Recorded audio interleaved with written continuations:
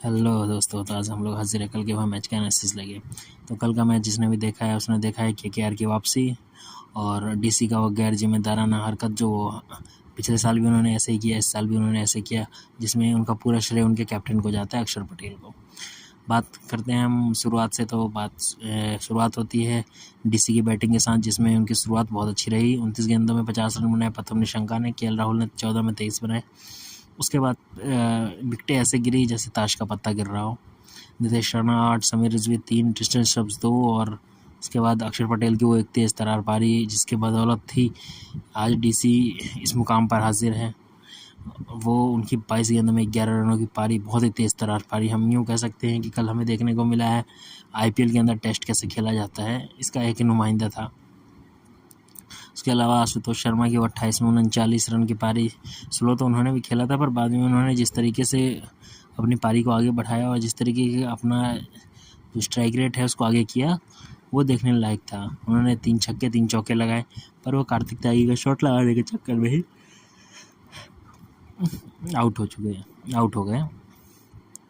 विपरंजन 3 गेंदों में 3 रन बनाए। स्टार्क 2 गेंदों में 0 रन, वो रन आउट हो गए। लुंगी एनकेडी ने भी एक ओवर कह रहे हैं, एक गेंद में 1 रन बनाया था, जिसकी बदौलत अब पूरा टोटल स्कोर 142 रन था 8 विकेट के नुकसान पे 20 ओवर में। मुकेश कुमार को कल बैटिंग नहीं मिली है। वही हम बात करते हैं फिर बॉलिंग के बारे में। तो कल केकेआर की तरफ से बॉलिंग भी बहुत अच्छी रही। जो सबसे कम महंगे साबित हुए सुनील नारायणी थे। 4 ओवर में 17 रन दिया और 1 विकेट उन्हें प्राप्त हुआ। अनुकूल रॉय और कार्तिक त्यागी को 2-2 विकेट प्राप्त हुए। वैभव अरोड़ा को 1 विकेट प्राप्त हुआ और कैमरन ग्रीन को भी 1 विकेट प्राप्त हुआ। वहीं हम बात करें फिर अब केकेआर की बैटिंग की, तो अजिंक्य रहाणे बहुत ही दुर्भाग्यपूर्ण तरीके से रन आउट हुए। 9 गेंदों में 13 रन बनाए थे उन्होंने, 1 छक्का 1 चौका लगाया था। वो गेंद फिनेलन ने स्ट्रेट ड्राइव खेला जिस स्टार के हाथों में लगा और वो जाके स्टंप से टकरा गया। अजिंक्य रहाणे बाहर आ चुका था, जिसकी वजह से उन्हें रनआउट डिक्लेयर किया गया। वहीं अंकुश रघुवंशी जो बोल्ड हुए अक्षर पटेल की गेंद पे, वो बोल्ड होने लायक नहीं थे, पर वो भी एक दुर्भाग्यपूर्ण बोल्ड था जो अक्षर पटेल के खाते में चला गया। वही एकमात्र विकेट है जो अक्षर पटेल को प्राप्त हुआ है और उसके अलावा और किसी भी डीसी के बॉलर को कल विकेट प्राप्त नहीं हुआ है।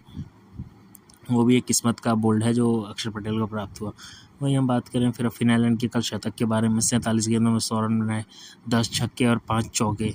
हम यूँ कहें कि 10 छक्के 60 रन और 20 रन, 80 रन तो उन्होंने सिर्फ बाउंड्री से ही बना लिया था। 15 गेंदों में ही उन्होंने बना लिए थे 80 रन, बहुत ही तेज़ तरार पारी। उसके अलावा उन्होंने एक शतक लगाया और शतक लगा के अपनी टीम को कल जीत दिलाया है। और कैमरन ग्रीन का भी बहुत अच्छा साथ मिला।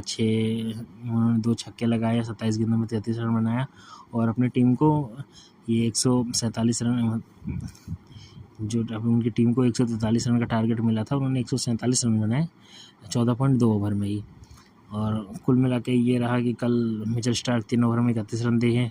लुंगी ने 2 ओवर में 7 रन दिए। उनका ओवर बचाया गया था, वो पता नहीं क्यों बचाया गया था। वो अक्षर पटेल की कप्तानी है, शायद वर्ल्ड क्लास कप्तान वही है। उन्होंने अक्षर पटेल ने अपने 4 ओवर पूरे फेंके, 4 ओवर में 27 रन। विपराज निगम 2 ओवर में 34 रन दिए। कुलदीप यादव ने 3 ओवर में 41 रन दिया और मुकेश कुमार ने 2 गेंदों पर 7 रन दिया था। उसमें मुझे लग रहा है 1 सिंगल और 1 छक्का आया था जो फिनल रन नहीं मारा हो। कुल मिला के इस तरीके से ये रहा कि इस मैच को केकेआर ने जीत लिया। केकेआर ने अपने वापसी का नुमाइंदा दिखाया कि हाँ, और इसके साथ ही अब केकेआर का जो प्लेऑफ में पहुंचने का जो सपना है वो भी अब पूरा हो सकता है अगर केकेआर इसी तरीके से जीतती रही और आगे आने वाले अपने सारे मैच जीटी और सीएसके अपने हार जाएं और आरआर भी, तो ये केकेआर जो है वो पहुंच सकती है प्लेऑफ में। चलिए देखते हैं अब आगे होता क्या है।